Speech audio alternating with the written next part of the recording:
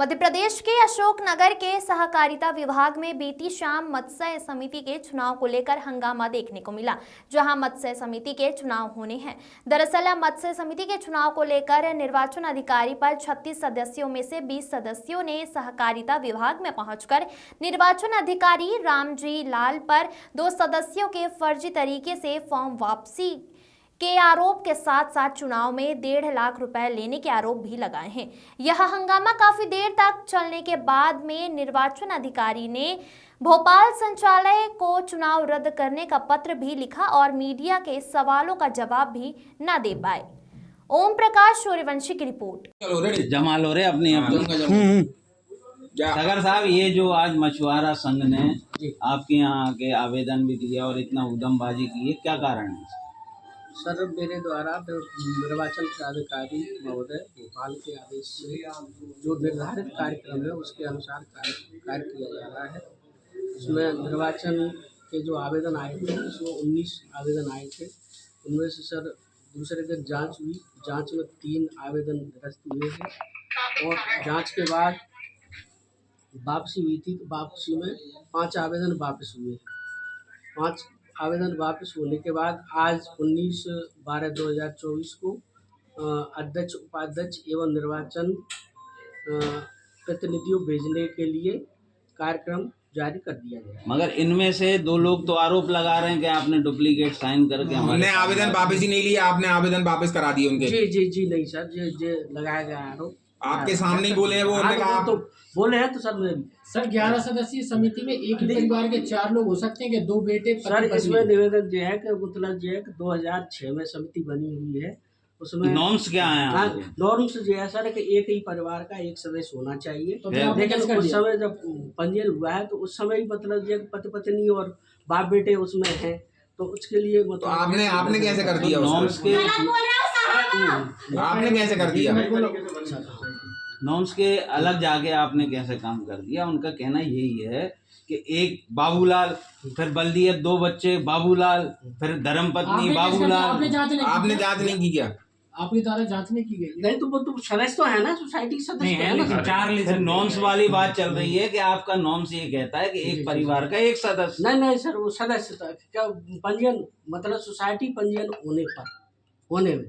और दूसरे सर जो निरस्त हुए हैं उनके मतलब ये है कि किसी की बल्दियत गलत है, किसी की आईडी गलत है। निरस्त वाली बात नहीं है, जो वापस लेने वाली बात। सर तो वो सर जो परिवार ने आपके मुंह पर आरोप लगाए 1.5 लाख रुपए आपके द्वारा निर्वाचन की प्रक्रिया। जी नहीं सर, मतलब जब आए थे तो हमने कहीं सोसाइटी खाते में चुनाव मतलब ये जमा करिए और सोसाइटी का इलेक्शन होगा तो मतलब ये बैलेट पेपर, चुनावी सारी सामग्री उसके लिए मतलब ये होगा। ये काहे के लिए मांगे थे 1.5 लाख?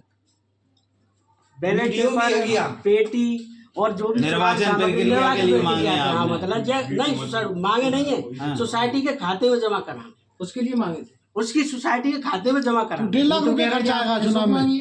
चुनाव में 1.5 लाख रुपए जितना होगा उतना सोसाइटी खाते में पैसा रहेगा। वो तो बादशाह रहेंगे। खुशी से। अब ये बताओ कि 36 आदमियों की इनकी लिस्ट है, ठीक है, उसमें से 20 तो जो है यहाँ उद्यम करने आए कि साहब ये काम गलत हो रहा है, ये काम गलत हो रहा है, तो फिर ये कैसे माना जाए कि आपने पारदर्शिता से काम किया? सर अब मतलब ये अब सर आरोप मैं ये कह रहा हूँ कि सर जो आरोप वो लगा रहे हैं कि आपने फार्म उनने वापस लिए नहीं है, आपने फर्जी साइन करके वापस ले लिए। दूसरा चीज ये कि परिवार के 4 सदस्यों को आपने कैसे उसमें चुन लिया, ये इस पे आपने क्या किया? आप चुनाव निर्वाचन अधिकारी हैं, आपकी ये लायबिलिटी है कि नहीं? आप इस चीज को क्यों नहीं देखा आपने?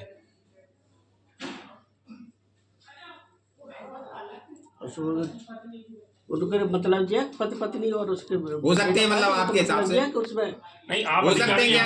आप निर्वाचन अधिकारी हैं, आपने इस चीज की जांच किए बिना उनको कैसे कर दिया? उसको बैलेट कैसे किया?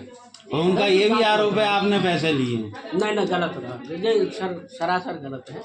इसके लिए तो ये हो सकते हैं क्या एक ही परिवार के 4 सदस्य हो सकते हैं क्या?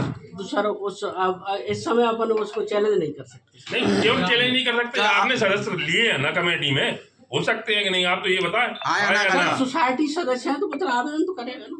आवेदन भले करे, मगर आपके नॉर्म्स के हिसाब से आपको वो फॉर्म लेना ही नहीं था ना, वहीं रिजेक्ट करना चाहिए दूसरी था। चीज आपने वो जो फार्म वापस करने का आरोप लगा रहे हैं कि उनने वापस लिया नहीं है, आपने फर्जी साइन करके वापस ले लिया। उनने अभी साइन भी दिखाया आपको, उनके साइन नहीं है, आपने फार्म दिखाया, वो कैसे वापस हो गए?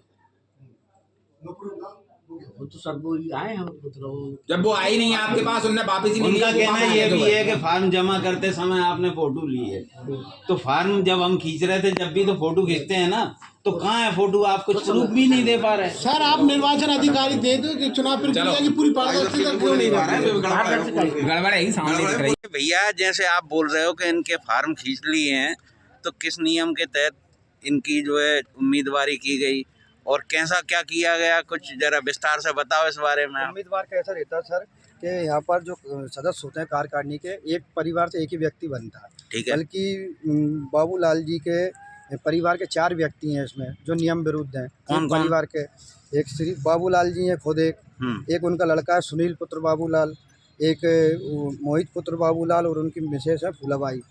तो इसमें महिलाएं भी हो सकती हैं समिति? महिलाएं भी हो सकती हैं, लेकिन एक परिवार का एक ही व्यक्ति होना चाहिए, नियम है इसका। अब अधिकारी जी का ये कहना है, सगर साहब का, वो ये बोल रहा है कि एक परिवार जब नामांकन सूची में नाम है तो उनका नाम आ सकता है, लेकिन हम जो उनके पास कुछ भी जानकारी लेने जा रहे हैं तो हमें जानकारी नहीं दे रहा है, हमें बता नहीं रहा है कब चुनाव हो रहा है, कब क्या हो रहा है। एक व्यक्ति बैठे हैं, ये सोसाइटी के सदस्य है, बल्कि इनको खुद नहीं मालूम कि क्या चल रहा है, उन्हीं के हिसाब से सब काम हो रहा है। किबर जी आप कलेक्ट्रेट में आए, किस काम से आए?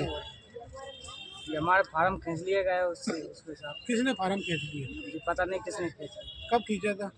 हम पता नहीं, हमारे तो जमा करने जब तो उनने फोटो खींचे थे हमारे, इसके बाद किसने खींचा जी हमारे पता नहीं। काय का फार्म खींचा है? ये मछली चुनाव के फार्म कार्यकारिणी के निर्वाचन चुनाव